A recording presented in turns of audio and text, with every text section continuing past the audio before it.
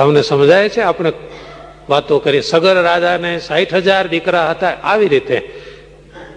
હવે નવું શહેર વસાવવું હોય, સંકલ્પ કરે કે આ શહેરની અંદર 1,000 છોકરા મારા જ હોય, બીજું કોઈ નહીં, 1000 ઘર થઈ જાય, 1000 દીકરા, કઈ ચિંતા નહીં. સંકલ્પ સૃષ્ટિ હતી સતયુગમાં. અને ઘરોઘર કલ્પવૃક્ષ હતા, પ્રત્યેક ઘર આગળ કલ્પવૃક્ષ. એ વૃક્ષ મનવાંચિત ફળ આપ્યા જ કરતા.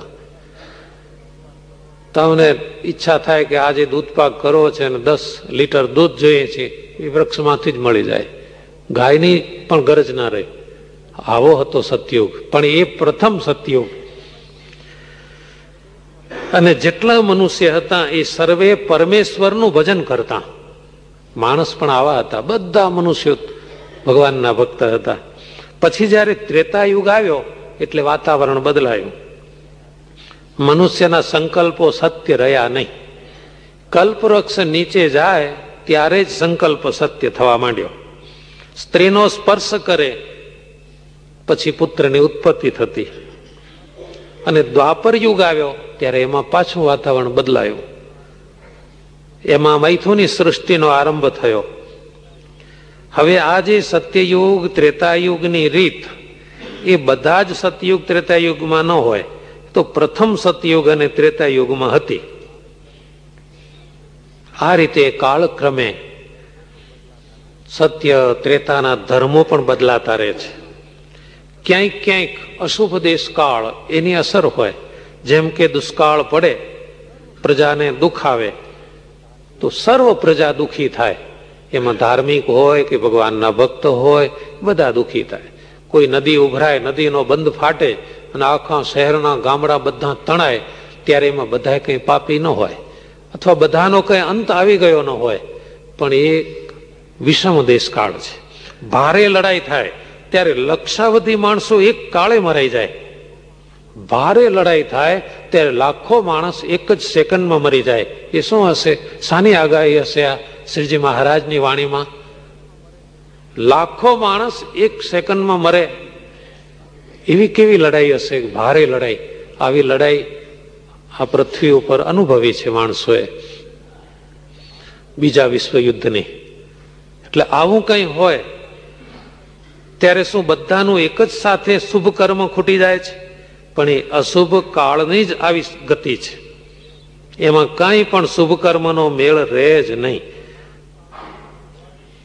જ્યારે બળવાન કાળનો વેગ હોય ત્યારે શુભ અશુભ બધું હોમાઈ જાય છે. જ્યારે ઘણા માણસો ભગવાનના એકાંતિક ભક્ત થાય ત્યારે કળિયુગમાં પણ સતયુગ થાય છે. એ વખતે જે કંઈ કર્મનું જોર કયું હોય, કાળનું જોર કયું હોય, કંઈ ચાલે નહીં.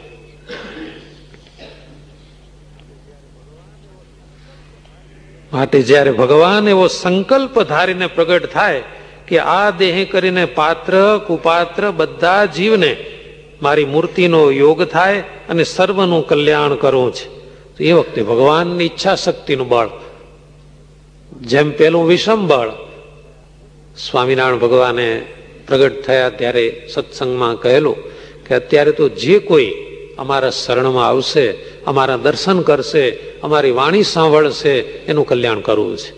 વળી પછી મહારાજ બોલ્યા કે અમારા સંતના દર્શન કરશે, એમની સેવા કરશે, એમની વાણી સાંભળશે, એનું એ કલ્યાણ કરવું છે. વળી શ્રીજી મહારાજ આગળ વધ્યા કે અમારા હરિભક્તો છે, એમની કોઈ વાત સાંભળશે, એમના ગોળાનું કોઈ પાણી પીશે, એમનું એ કલ્યાણ કરવું છે. એટલે ધ્યાન રાખજો, ગોળો ચોખ્ખો રાખજો, રોજે રોજ બરાબર વીછળી ગાળીને ભરજો. કારણ કે તમારો ગોળો એવો હોવો જોઈએ પવિત્ર, ભગવાન સ્વામિનારાયણના સ્મરણ સાથે જ્યાં પાણી ભરાતું હોય ને એમાંથી લોટો ભરીને કોઈને પાણી આપો ને તો પીનારનું પણ સારું થાય, એની બુદ્ધિ નિર્મળ થાય.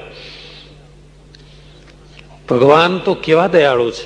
શ્રીજી મહારાજ ઉદાહરણ આપે છે કે પાપી એવી પૂતના ભગવાનને મારવા આવી હતી, ઝેર પાઈને મારી નાખવાતા, છતાં શ્રી કૃષ્ણ ભગવાને યશોદાજીના જેવું પૂતનાનું કલ્યાણ કર્યું. બીજા કેટલાય મહાપાપી દૈત્યો હતા, એનું પણ ભગવાને કલ્યાણ કર્યું. માટે જે ઠેકાણે જેવું પ્રકરણ હોય એ ડાયાને સમજતા આવડે, જ્ઞાનીને સમજતા આવડે.